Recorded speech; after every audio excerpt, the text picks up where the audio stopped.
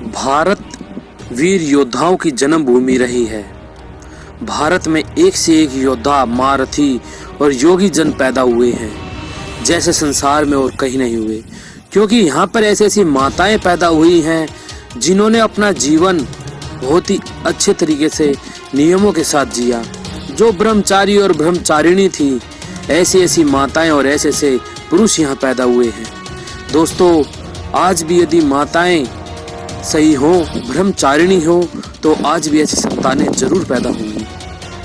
दोस्तों, आज हम यहाँ बात करेंगे वीर महाप्रतापी पराक्रमी योद्धा हरि सिंह नलवा के बारे में, जिनका जन्म 1791 को हुआ था।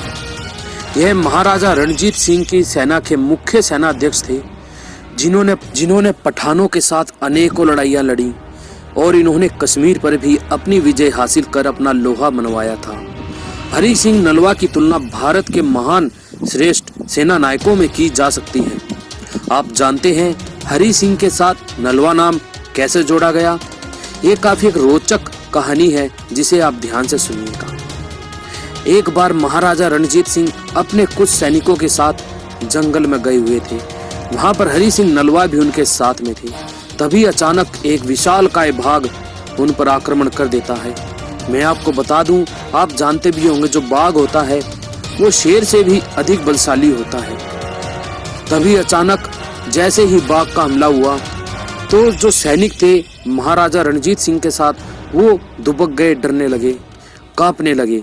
तभी हरि सिंह सामने आते हैं और बाघ का मुंह पकड़कर 2 टुकड़े कर देते हैं।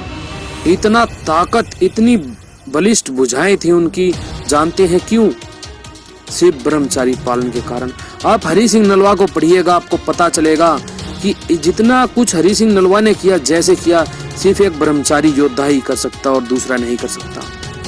जब महाराजा रणजीत सिंह ने यह देखा कि हरि सिंह ने अपने हाथों से उस बाघ का मुंह फाड़ दिया, तो महाराजा रणजीत सिंह ने कहा, अरे तू तो महाराजा नल की तरह वीर है। तब से उनका नाम हरि सिंह नलवा पड़ गया। दोस्तों, हरि सिंह नलवा ऐसे वीर सेना नायक थे जिन्होंने अफगानिस्तान, काबुल तक अपना झंडा गाड़ा, वहां पर अपना ध्वज लहराया और ऐसी ऐसी जगह उन्होंने शासन किया। और दोस्तों, सबसे मुख्य बात, विदेशी और हमारे देश के महापुरुषों में क्या अंतर रहा?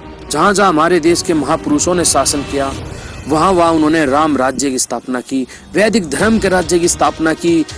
उन्होंने वहाँ की जनता को कभी दबाया नहीं, उनके साथ में अत्याचार नहीं किया। ऐसे थे हमारे देश के महापराक्रमी वीर योद्धा हरि सिंह नलवा। दोस्तों, खैबर दर्रा आप जानते भी होंगे, जहाँ से इस्लामिक आक्रमण हुआ करते थे, उस दर्रे को उन आक्रमणों से मुक्त करवाया और हरि सिंह नलवा उनका नाम हम कहते हैं।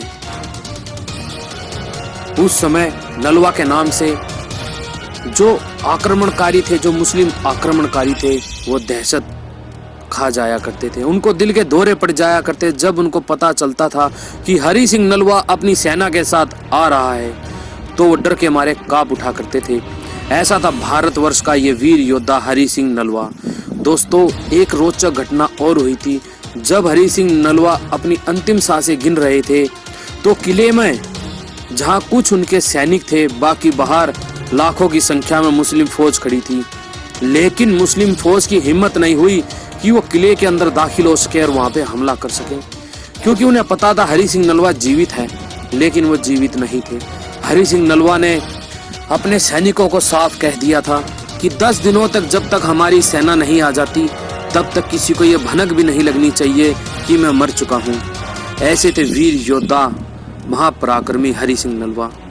दोस्तों, जब भी ऐसे ऐसे योद्धाओं के बारे में पढ़ते हैं तो गर्व से सीना चौड़ा हो जाता है। लेकिन ये चौड़ाई जब भी मानी जाएगी जब हम भी कुछ मातृभूमि के लिए कर गए, तभी हम कुछ कर सकते हैं। दोस्तों, वास्तविकता आज देखें तो भारतवर्ष गुलाम है, आज़ाद नहीं है। लोकतंत्र के नाम पर भारत माता को गाली दी जाती है। कुछ आतंकवादी, कुछ जिहादी किस्म के लोग भारत के टुकड़े करने की बातें करते हैं।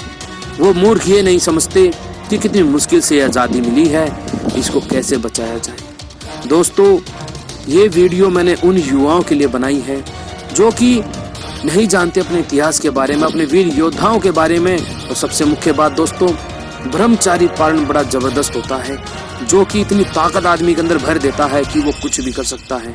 दोस्तों, यदि आप ब्रह्मचारी के ऊपर और भी जानना चाहते हैं, छोटा सा लेख मैंने अपनी वेबसाइट पर लिखा है, आप डिस्क्रिप्शन में नीचे उस लिंक पर क्लिक करके वहां पर जाकर जान सकते हैं उस लेख के बारे में, उसको पढ़ सकते हैं और आपको भी जानकारी होगी ब्रह्मचारी पालन होता क्या है। दोस्तों, ऋषि दयानंद को पढ़ा कीजिए, भीष्म को पढ़ा कीजिए, सही महाभारत पढ़िए, आपको पता चलेगा कि क्या होता है ब्रह्मचारी पालन। दोस्तों, वीडियो अच्छी लगी तो इसको लाइक कीजिए, शेयर कीजिए, चैनल सब्सक्राइब नहीं किया तो तुरंत कर लीजिए, साथ में जो बेल आइकन आता है उसको जरूर दबाया कीजिए, तभी आप हमारी नई नई वीडियो का नोटिफिकेशन